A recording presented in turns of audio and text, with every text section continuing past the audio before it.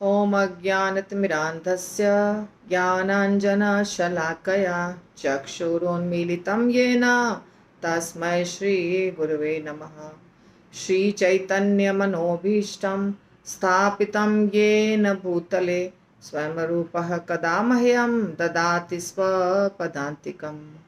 वन्देऽहं श्रीगुरो श्रीयुतपदकमलं श्रीगुरून् वैष्णवांश्च श्रीरूपं साग्रजातं सहगणा रघुनाथान्वितं तं सजीवं साद्वैतं सावधूतं परिजनसहितं कृष्णचैतन्यदेवं श्रीराधा कृष्णपादान् सहगणा ललिता श्रीविशाखान्विताश्च।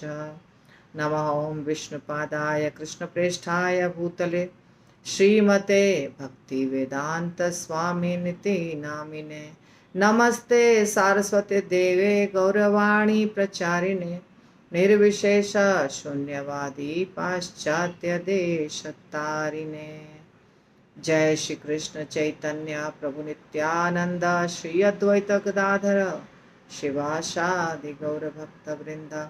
हरे कृष्णा कृष्णा कृष्णा हरे हरे, हरे राम राम राम हरे हरे।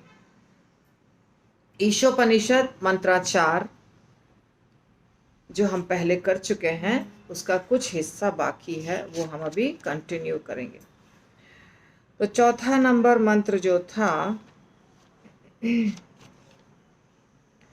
उसमें चौथा नंबर मंत्र में हमने यहाँ तक 2-3 पैराग्राफ कर लिया था, ठीक है। इसमें ये बताया जा रहा है कि भगवान अपने धाम में अचल होते हुए भी मन से अधिक वेगवान है और समस्त धावकों को पीछे छोड़ देते हैं। शक्तिशाली देवता भी उन्हें नहीं पा सकते। एक स्थान पर रह करके भगवान वायु, वर्षा इत्यादि जो देवता हैं, जो वायु और वर्षा के देवता हैं, उनको भी कंट्रोल करते हैं। श्रेष्ठता में भगवान सबसे आगे है।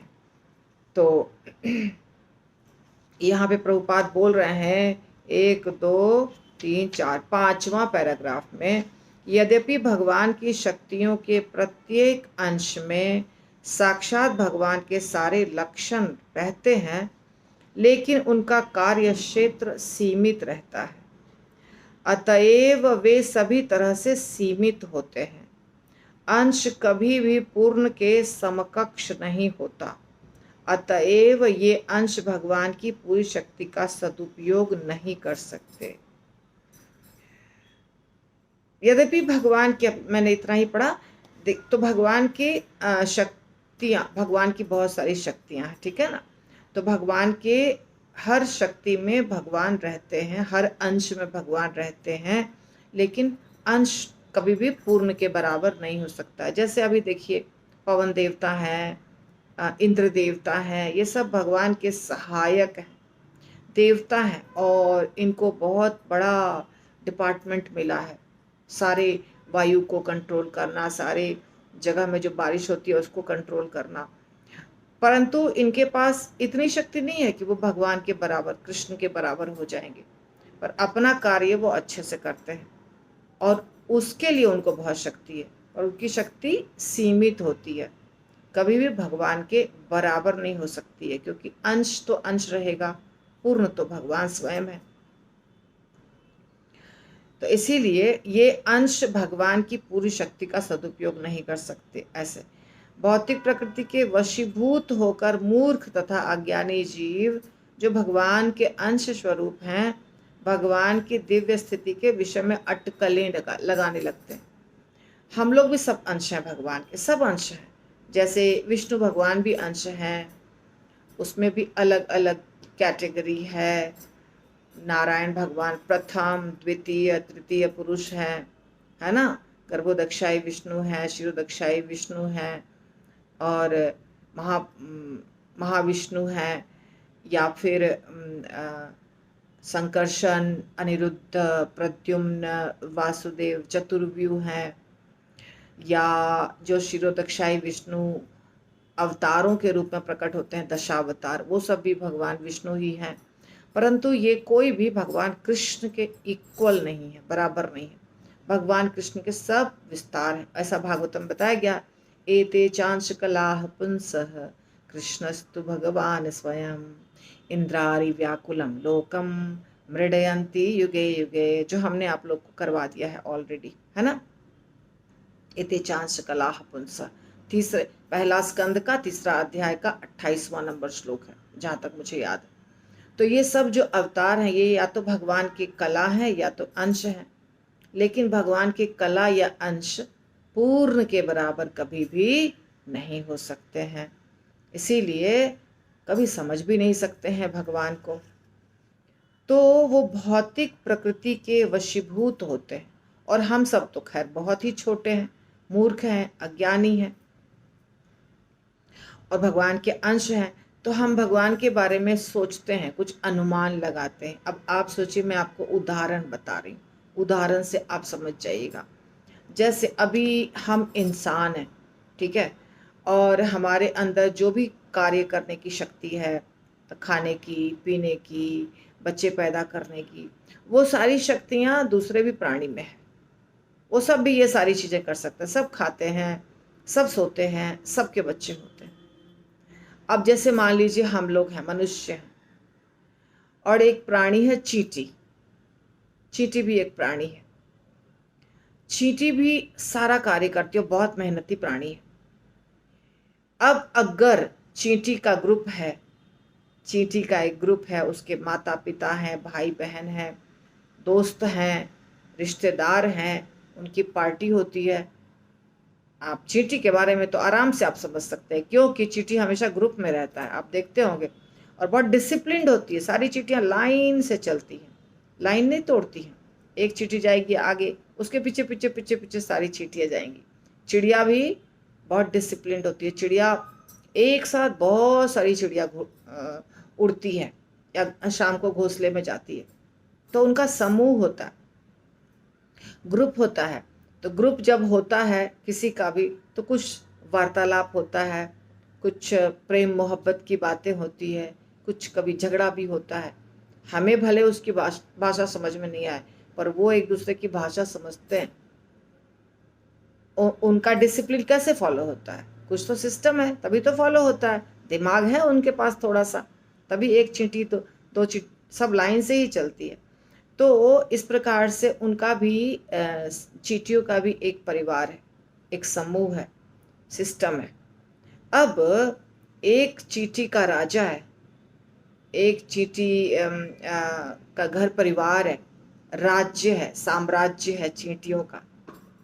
उनके बीच में ग्रुप डिस्कशन हो रहा है, मीटिंग चल रही है। क्या मीटिंग में बात हो रही है? कि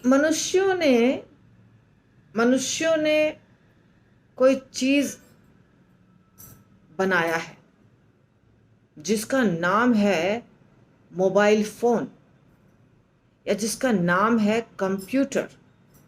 जो सबसे होशियार चींटी है वो बोलती है, हाँ उसका मुझे पता है, उसका नाम है कंप्यूटर, उसका नाम है मोबाइल। और उस मोबाइल से 2000, 4000, 10,000, 20,000 किलोमीटर दूर का व्यक्ति बात कर सकता है, या यहाँ से दूसरे ग्रह पर वो जा सकते हैं। मशीन जाती है उसके। तो सारी चींटियां मिलके मीटिंग करती है। एक जो होशियार है उसने बोला, तो छोटे छोटे छोटे छोटे जो बच्चे हैं और थोड़े होशियार जवान चींटियों बोलते हैं, हाँ हम पता लगाएंगे, एकदम मैं बहुत इंटेलिजेंट हूँ, मैं पता लगाऊंगा वो कंप्यूटर क्या है, जेट एयरवेज क्या है, वो मंगल ग्रह पे जो गया है वो मैं पता लगाऊंगा। हम लोग बात करेंगे, फिर हम लोग कोशिश करेंगे मनुष्य के अत्याचार को रोकने की। ऐसा उनकी मीटिंग चल रही आपस में। फिर बोलता नहीं, हम तो मनुष्य को हरा के रहेंगे। क्या समझते हैं मनुष्य अपने आप को? अब आप सोचिए, ये चींटियों ने प्लान किया, अच्छा प्लान किया, उनके पास दिमाग है, उनकी सोसाइटी है, उनके सब रिश्ते नाते वाले हैं, उन्होंने प्लान किया, कुछ गलत नहीं है, अधिकार है प्लान करने का। अब एक मनुष्य है, साधारण मनुष्य भी एक है, और एक होशियार तो बहुत होशियार है। वो जब सुनेगा कि चींटियों ने ये सब प्लान किया है करने का, तो उसको कितनी हंसी आएगी। क्या कर रहा है प्लान, ये कभी समझ सकता है कि कंप्यूटर क्या है, मोबाइल क्या है, कभी मंगल ग्रह पे कैसे जाना है, समझ सकता है क्या, जा सकता है क्या? बहुत हंसी आएगी उसको। और जो भी करेगा, ठीक है करो करो, तुमको जो करना है ट्राई करके मर जाओ, लेकिन तुमको समझ में कभी भी नहीं आने वाला है। ठीक इसी प्रकार एक मनुष्य सोचता है कि भगवान ऐसे होते होंगे, भगवान वैसे होते होंगे, भगवान का धाम कैसा होता होगा, भगवान ने हमको क्यों बनाया होगा, क्या मकसद है इसके पीछे, राधा रानी और कृष्ण कौन है। तो एक दूसरे के बारे में चर्चा करते हैं, मीटिंग करते हैं, गलत है, कृष्ण झूठे हैं, कृष्ण भगवान नहीं है, भगवत गीता असत्य है, कृष्ण तो प्ले बॉय है, कृष्ण तो मजा करते हैं, बहुत सारी गर्लफ्रेंड है उसकी। ये सब बकवास करते हैं लोग। और भगवान के धाम के बारे में, भगवान के रूप के बारे में, भगवान के लीलाओं के बारे में अपने मन से कुछ ना कुछ बोलते हैं। तो ठीक वैसे ही हो गया जैसे चींटी बोल रही है लैपटॉप के बारे में, मंगल ग्रह के बारे में अनुमान लगा रही है, और कुछ ना कुछ उसके ग्रुप में चर्चा हो रही है। और एक मनुष्य एक बाल्टी पानी लाएगा, सारी चींटी के ऊपर डाल देगा, खत्म कहानी, उसकी सारी मीटिंग समाप्त हो जाएगी। तो इसी प्रकार हम सब चींटी के समान हैं। कभी भी जीवन में हम भगवान को नहीं समझ सकते हैं। यदि भगवान हमारे ऊपर कृपा करें तो हम समझ सकते हैं। जैसे कोई मनुष्य यदि एक मिठाई लेता है, उस मिठाई प्रसाद लेता है, उस मिठाई में चींटी चढ़ गई है, दो चार, एक दो चींटी चढ़ गई है, और उस मिठाई को मनुष्य अपने डब्बे में रख लेता है, और यहाँ से वो जाता अमेरिका, या यहाँ से वो जाता है किसी दूसरे प्लैनेट पर, चींटी भी चली जाएगी उसके साथ हवाई जहाज में उड़ के अमेरिका, 10,000 किलोमीटर दूर या कहीं चली जाएगी। अपने आप तो चींटी नहीं जा सकती थी, लेकिन उस मिठाई में घुस के, उस प्रसाद में घुस के वो जा सकती है। वहाँ जब आंखें खोलेगी तो हम कहाँ आ गए, कौन सा देश है, कौन सी जगह है, कैसे लोग हैं, हवा पानी सब अलग है। तो इसी प्रकार जैसे एक चींटी किसी व्यक्ति के टिफिन बॉक्स में बैठ के जा सकती है कहीं, वैसे ही एक मनुष्य यदि भगवत कृपा हो, गुरु कृपा हो, तो गोलोक धाम भी जा सकता है। उसको खुद कुछ नहीं शक्ति है करने की, पर कृपा होगी तो वो जा सकता है। अपने आप वो वैसे ही है जैसे एक चींटी प्रोग्राम कर रही है। पर मनुष्य और चींटी में कितना फर्क है। मैंने आपको ये एग्जाम्पल क्यों दिया, क्योंकि वैसे कुछ भी बोलेंगे, कुछ भी करेंगे, समझ में नहीं आएगा कि कितना डिफरेंस है मनुष्य में और भगवान में, कितना डिफरेंस है। हमारे दिमाग में हम अपने मन से सोचेंगे, भगवान के विषय में कुछ भी चर्चा करेंगे, तो हमारा दिमाग कितना लिमिट तक काम कर सकता है, कहाँ तक काम कर सकता है हमारा दिमाग। तुलना करके समझने से आप समझ सकते होंगे, अभी थोड़ा एग्जाम्पल से समझ पाए होंगे कि जैसे मैंने चींटी का एग्जाम्पल दिया, तो चींटी से भी ज़्यादा हम तुच्छ हैं इन कंपैरिजन टू मनुष्य। मनुष्य और चींटी के बीच में तुलना किया तो समझ में आ गया होगा थोड़ा बहुत, इसीलिए मैंने समझाया। तो इसी प्रकार अटकलें लगाता है, या अटकलें के ऊपर मैंने बोला अटकल, अनुमान लगाता है भगवान के स्वरूप के बारे में, अपने बारे में, जीव के बारे में, सब कुछ के बारे में, भगवान की दिव्य स्थिति के बारे में। श्री ईशोपनिषद मानसिक चिंतन द्वारा भगवान की पहचान स्थापित करने के प्रयासों की व्यर्थता के प्रति चेतावनी देती है। प्रयास मत करो, मानसिक चिंतन करके सोचोगे कि भगवान कैसे हैं और समझ में आ जाएगा, ये संभव नहीं है, कुछ फायदा नहीं है, ये व्यर्थ है, ये बिल्कुल व्यर्थ है। मनुष्यों को वेदों जैसे उत्कृष्ट स्रोत से आध्यात्म तत्व सीखने का प्रयत्न करना चाहिए, क्योंकि वेदों में पहले से आध्यात्म तत्व का ज्ञान पाया जाता है। तो जब हम नगण्य हैं, हमारे पास एनर्जी नहीं के बराबर है, तुच्छ है, कुछ भी नहीं है, भगवान को नहीं समझ सकते हैं, तो भगवान ने जो ज्ञान दे दिया है, वेद यानी भगवान के द्वारा दिया गया ज्ञान, तो सिर्फ उसको हम यदि सुनेंगे, इसीलिए कहा जाता है कि भगवान ने जो ज्ञान दिया है खुद उसको ही परंपरा से आगे बढ़ाइए। जैसे ब्रह्मा जी को बताया, या कुमारों को बताया, या लक्ष्मी जी को बताया, या शिव जी को बताया, तो वही ज्ञान को वो आगे जब बढ़ाते हैं तो फिर कुछ हद तक भगवान को हम समझ पाते हैं, अदरवाइज समझना संभव नहीं है। पूर्ण का प्रत्येक अंश किसी विशेष शक्ति से संपन्न होता है, जिससे वह कर्म करता है। जब वह अंश विशेष अपने विशिष्ट कार्यकलापों को भूल जाता है तो वह माया में स्थित समझा जाता है। इस प्रकार श्री ईशोपनिषद हमें प्रारंभ से ही सचेत करती है कि भगवान द्वारा हमारे लिए जो कार्य नियत है हम वैसे ही करें, हम वही करें जो भगवान ने हमको बोला है, हमारे लिए स्पेशली जो भगवान ने दिया है कार्य। तो जब हम अपने कार्य को भूल जाते हैं, इसका मतलब हम माया में स्थित है, माया का प्रभाव है। माया के प्रभाव के कारण हमें हमारा जो निश्चित किया हुआ कार्य है, मनुष्य है तो मनुष्य में किस स्थिति में है, भगवान के अनुसार क्या हमें करना चाहिए, उसको हम नहीं करते हैं, हम भूल जाते हैं करना, जिसके बारे में सारे आचार्यगण चर्चा किए हैं ना, कि आप माता के गर्भ में थे, इतना प्रार्थना कर रहे थे भगवान से कि आप हमको छुटकारा दिलाइए इस कष्ट से, बाहर आके मैं नाम जप करूंगा, पर बाद में भूल गए, बाद में नाम जप करना भूल गए, मौज मस्ती करना शुरू कर दिए। तो ईशोपनिषद कहता है कि हमें हमारा जो कार्य है वही करें, जो हमारे लिए नियत कार्य है वही करें।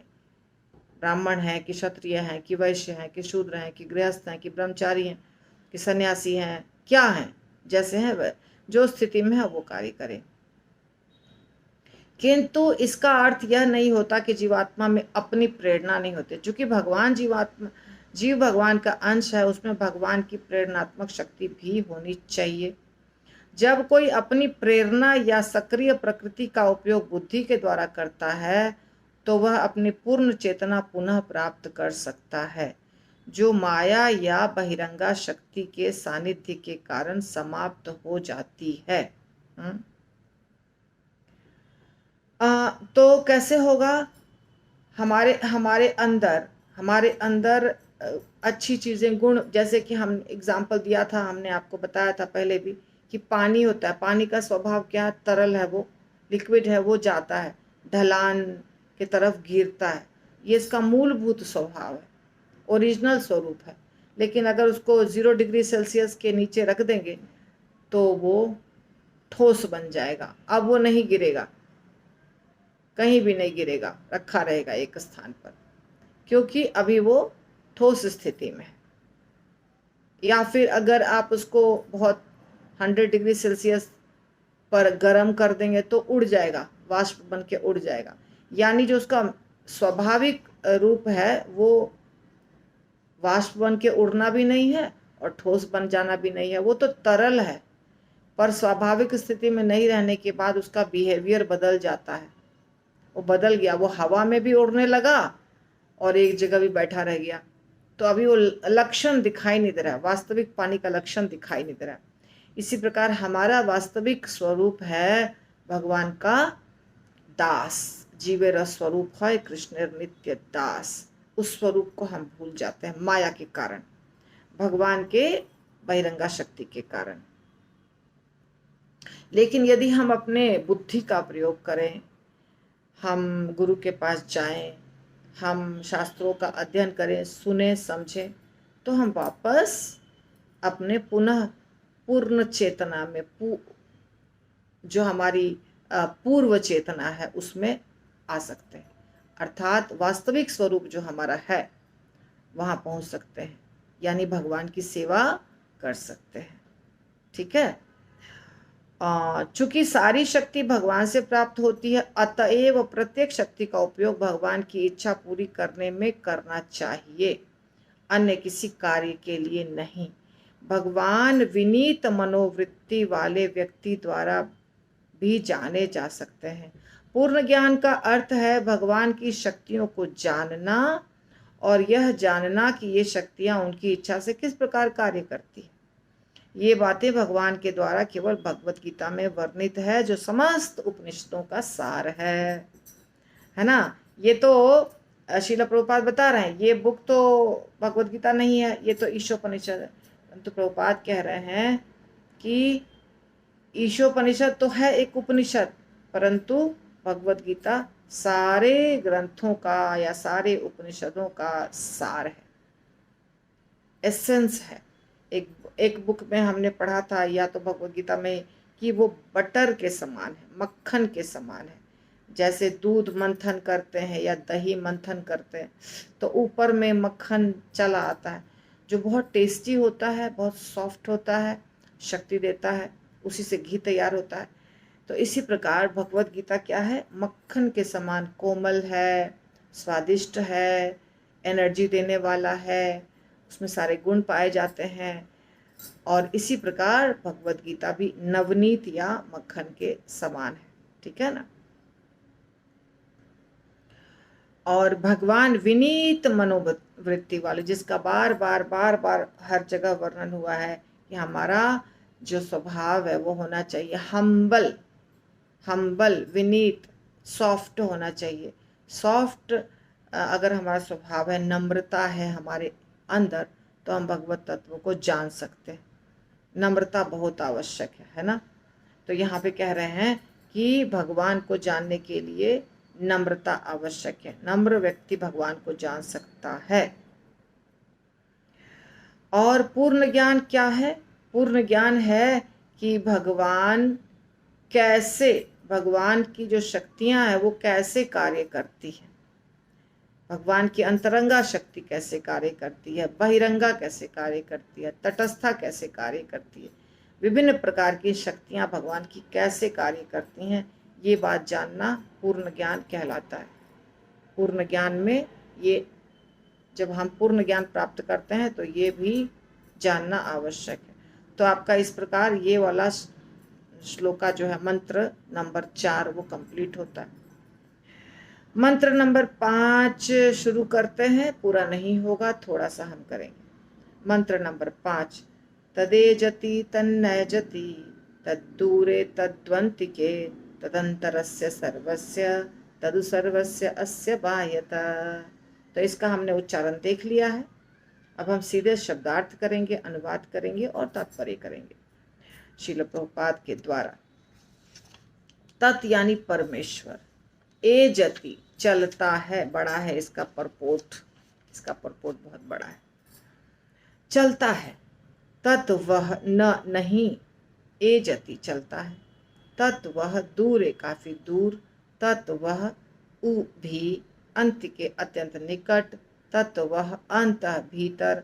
अस्य इसका, सर्वस्य सबका। तत् वह उ भी, सर्वस्य सबका। अस्य इसका, बाह्यतः बाहर। परमेश्वर चलता है और नहीं भी चलता। वह बहुत दूर है लेकिन अत्यंत निकट भी है। वह सबके भीतर है फिर भी वह सबके बाहर है।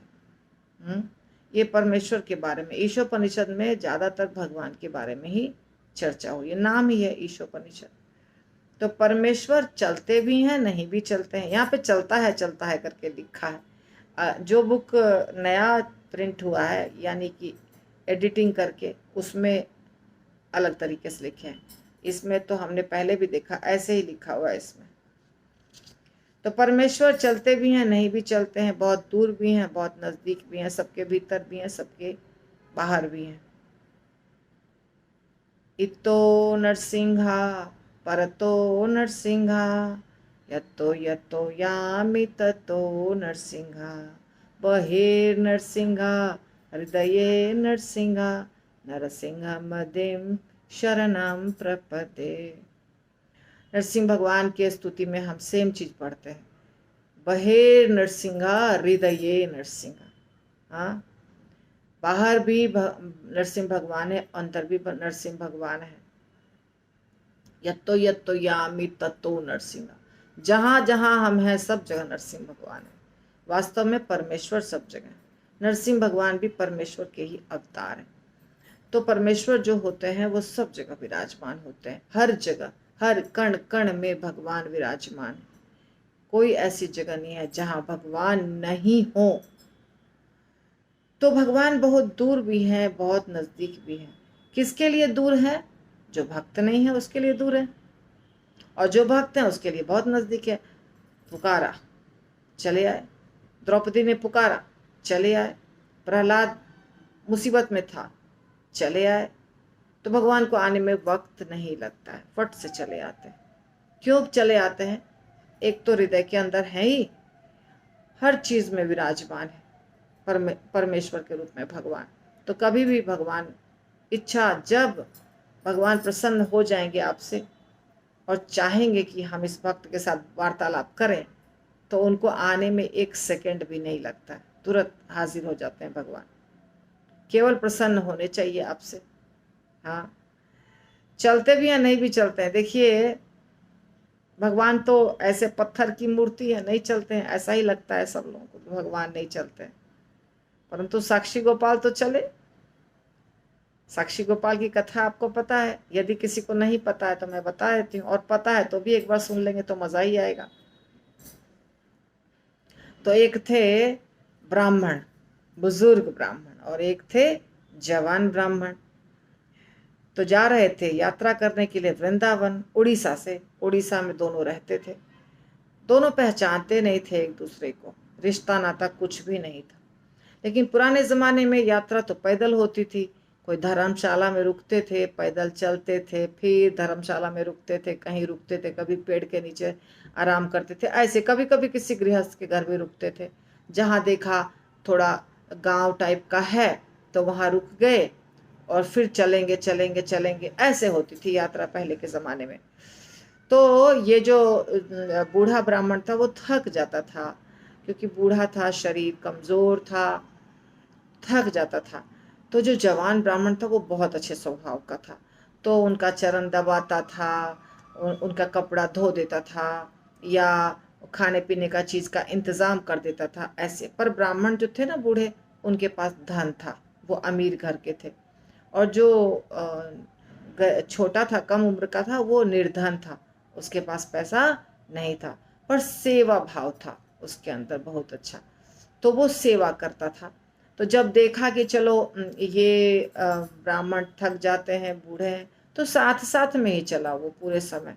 शुरू नहीं हुआ था साथ में, लेकिन जब मिल गए तो पूरे समय साथ में ही रहा, ताकि सेवा कर सके। बुजुर्ग की सेवा, वो भी तीर्थ यात्री की सेवा, बहुत अच्छी बात है। मतलब उससे आपको बहुत लाभ मिलेगा, किसी की भी हेल्प करने से बहुत लाभ मिलता है। और वो तो यात्री थे, भगवान के धाम जा रहे थे, वृंदावन जा रहे थे। तो छोटा छोटा ब्राह्मण सब कुछ सेवा, सब सेवा, सब सेवा करता रहा करता रहा। बाद में वो लोग वृंदावन पहुंचे। तो बूढ़ा ब्राह्मण था, वो बहुत प्रसन्न हुआ इसके सेवा से, कितना अच्छा लड़का है, इतना अच्छा लड़का, बिना किसी लोभ के मेरी सेवा कर रहा है, इतने दिनों से मेरी सेवा कर रहा है। तो सब दर्शन हुआ, परिक्रमा जो भी है सब कुछ कर लिया, और फिर कहा कि देखो मैं ना चाहता हूँ तुम मेरे दामाद बन जाओ, तुम इतने अच्छे हो, तुमने मेरी इतनी सेवा की, तो मैं अपने बेटी से ना तुम्हारा विवाह कर दूंगा। जवान बोला कि नहीं नहीं, आप तो इतने अमीर हैं, मैं तो इतना गरीब हूँ, मैं आपके टक्कर का नहीं हूँ, आप कैसे अपनी बेटी मुझे देंगे? मेरे पास तो धन नहीं है, आप तो धनवान हैं। वो जानता था। तो बोला कि नहीं नहीं, तुम बहुत अच्छे हो, मैं कर दूंगा तुम्हारा विवाह अपने पुत्री से। तो होशियार था, जवान ब्राह्मण होशियार था। उसने कहा अच्छा ठीक है, आपको मन है तो करिए, परंतु फिर आप जो ये वचन दे रहे हैं इसका एक तो कोई गवाह होना चाहिए, प्रमाण, साक्षी होना चाहिए। कल आप मुकर गए वचन से तो फिर कैसे चलेगा काम। अब मेरा भी तो मन बन जाएगा ना कि मेरा भी मेरा विवाह होने वाला है इस ब्राह्मण की कन्या से। बूढ़ा ब्राह्मण बोला ठीक है। फिर गोपाल जी का मंदिर था, फिर दोनों गए वहाँ, और बूढ़ा बूढ़ा ब्राह्मण गोपाल जी को के सामने बोला कि देखिए ये गोपाल जी, मैं सामने आपके बोल रहा हूँ कि इसका विवाह मैं अपने पुत्री से करूँगा, ये मैं आपके सामने वादा कर रहा हूँ। फिर दोनों अपने अपने गांव चले आए। बगल बगल में ही दोनों का गांव वगैरह था, नज़दीक में ही। फिर ये बेचारा इंतज़ार कर रहा है कि मेरा विवाह होगा। गरीब था मगर विवाह तो करने की इच्छा थी। तो काफ़ी समय बीत गए। फिर ये जाता है एक दिन और बोलता है ब्राह्मण को कि आपको याद है कि नहीं कि आपने वादा किया है विवाह कराने का आपकी बेटी से। तो इनको तो याद ही था। तो बोले हाँ हाँ मुझे याद है, लेकिन मेरे घर के लोग नहीं मानेंगे, इसीलिए नहीं हो सकता है ऐसा। वो बोल दिया कि नहीं, ये तो नहीं हो सकता है, विवाह संभव नहीं है, ऐसा उसको लगा। फिर भी वो क्या किया, ठीक है हम बात करते हैं। तो घर वालों से बात करने गया, अपने पत्नी और बेटे से। अब अमीर था, अमीर होने के कारण अहंकार था। पत्नी और बेटा दोनों बोला खबरदार, यदि आप उस गरीब नालायक लड़के के साथ मेरे बहन की शादी किए या मेरे बेटी की शादी किए, समझ जाइए। वो बोला हमने वादा किया है, बोला हमने वादा किया है, हमको तो करना पड़ेगा ना, हम झूठ कैसे करेंगे। नहीं नहीं, कौन सा वादा, कुछ वादा नहीं। तो बेचारा बूढ़ा ब्राह्मण तो अच्छा था लेकिन कुछ नहीं कर पाया, क्योंकि पत्नी ने कहा आत्महत्या ही कर लूंगी, मैं मायके चली जाऊंगी, आत्महत्या कर लूंगी यदि आपने मेरे बेटी का हाथ उस गरीब निठल्ले ब्राह्मण के हाथ में दे दिया तो। उसके बाद बेचारा बूढ़ा ब्राह्मण बोल दिया कि नहीं हो सकती है शादी। अब ये जवान ब्राह्मण जो था वो बोला कि पंच को बुलाते हैं, पंच, सारे पंच आएंगे। और बोला कि देखिए इन्होंने वादा किया था और अभी मुकर रहे हैं अपने वादा से। तो पंच जो थे वो गांव के 5 लोग मुखिया होते हैं। तो मुखिया यानी मुखिया तो एक होते हैं, पर वो उनको कहा जाता है पंच, पंच परमेश्वर, यानी 5 प्रमुख लोग गांव के। तो फिर वो लोग बोले कि अच्छा ठीक है, तुम बताओ कि वादा जब किया इसने तो कोई था क्या गवाह के रूप में जो सब सुना हो, तुम्हारी बात, इसकी बात सब जिसने सुना हो। तो बोला हाँ है ना, गोपाल जी हैं, गोपाल जी, जिन्होंने सब सुना है, उनके सामने इन्होंने वादा किया, ऐसा बोल दिया गरीब ब्राह्मण ने। तो हंसने लगा अमीर ब्राह्मण का बेटा, बहुत जोर जोर से हंसने लगा। वो भी था वहां पे पंच के सामने। अच्छा गोपाल जी थे, ठीक है ठीक है, तो लाओ गोपाल जी को लाओ यहाँ पे, वो साक्षी देंगे, वो प्रमाण देंगे। और अगर हमें लगा कि वो प्रमाण देंगे तो हम देख लेंगे, सुन लेंगे, और यदि वो बोल रहे हैं वही जो तुम बोल रहे हो, उसी का प्रमाण वो दे रहे हैं कि हाँ इसके सामने वादा किया है मेरे पिता ने, तो फिर हम शादी कर देंगे। खूब हंसा, मजाक को बनाया, चिढ़ाया, और सब अपने अपने घर चले गए। इसने बोला कि ठीक है मैं तो लेकर आता हूँ उनको। चला गया वृंदावन फिर से। फिर गोपाल जी के पास जाके बोला गोपाल जी मेरा विवाह नहीं हो रहा है, ये ब्राह्मण तो मुकर गए, बूढ़े ब्राह्मण, बेटा बहुत बदमाश है उसका। तो अभी आप चलिए और बताइए सबको कि वो बोले हैं, वादा किए हैं विवाह का। तो गोपाल जी बोल रहे हैं मैं थोड़ी चलता हूँ, मैं कैसे जाऊँगा, मैं तो वृंदावन में रहता हूँ, तुम तो बोल रहे हो उड़ीसा जाने के लिए, मैं तो यहीं रहूँगा, मैं नहीं चलता हूँ। ये बहुत होशियार था। बोलता है आप बोल सकते हैं तो चल भी सकते हैं, आप अभी मुझे बोल रहे हैं, बात कर रहे हैं, तो चलने में आपको क्या दिक्कत है, चलिए। अब क्या करते गोपाल जी, ये तो भगवान की लीला है। गोपाल जी बोले ठीक है चलता हूं, तुम बोल रहे हो, पर शर्त है मेरी, एक दिन में 1.25 सेर चावल बना के खिलाना मुझे रोज। 1.25 सेर, उससे कम नहीं, कम नहीं चलता है काम। 1.25 सेर चावल रोज पका के खिलाना, और तुम आगे आगे चलना, पीछे पीछे मैं चलूंगा, मुड़ के देखना नहीं। अगर मुड़ के देखा तो फिर नहीं चलूंगा, फिर रुक जाऊंगा वहीं।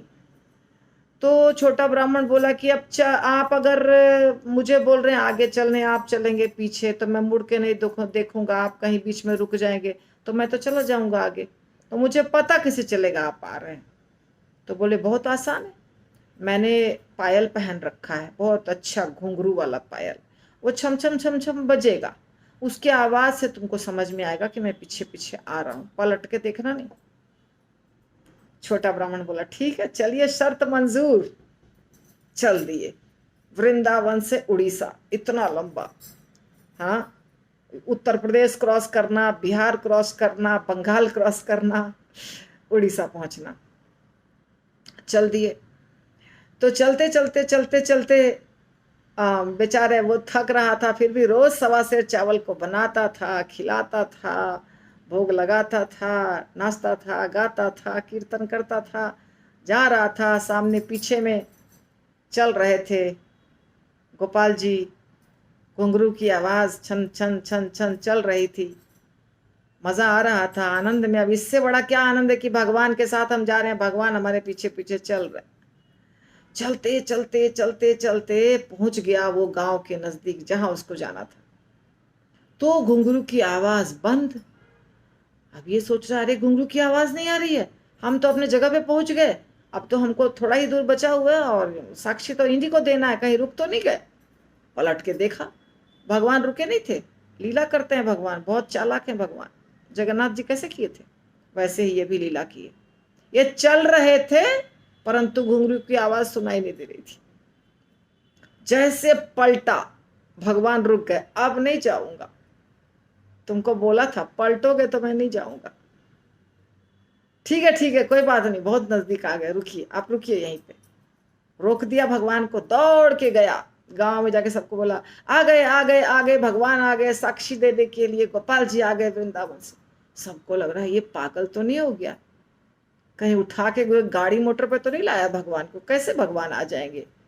भगवान बहुत भारी होते हैं, विग्रह इतना छोटा सा नहीं होता, भारी होता है विग्रह। सारे गांव के लोग दौड़ते दौड़ते इसके साथ, चलो देखने आ चुके हैं भगवान, खड़े हैं वहां पे। सारे गांव के लोग आए दौड़ते दौड़ते दौड़ते देखने के लिए। अरे साक्षात साक्षात भगवान यहाँ प्रकट है। वृंदावन से चलते चलते कितना महीना लगा होगा आने में, आ गए। अब क्या करे, समझ में आ गया बूढ़े ब्राह्मण को, उसके पत्नी को, उसके बेटे को, उनके बेटे को, ये तो बहुत महान भक्त है, ये भगवान को ले आया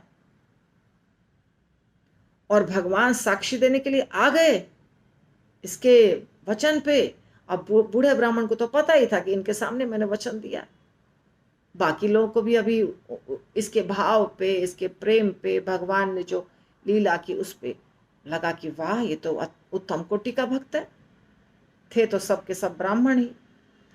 बस धूमधाम से विवाह हुआ।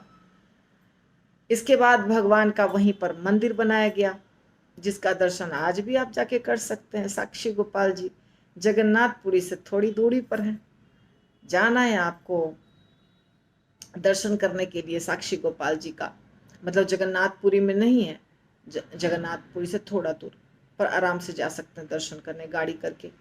तो साक्षी गोपाल जी चले तो भगवान बोलते भी हैं, चलते भी हैं, हंसते भी हैं, खाते भी।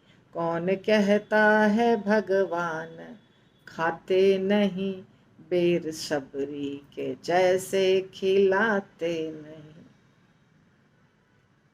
तो भगवान सब कुछ करते हैं लेकिन हमारा भाव होना चाहिए। तो हमने तो परपोर्ट को टच ही नहीं किया है, ये अगले वीक से शुरू होगा। तो मैंने सिर्फ इतना पे ही बताया आप लोग को। कथा हो गया 40 मिनट। तो हमारा क्लास यहीं समाप्त होगा।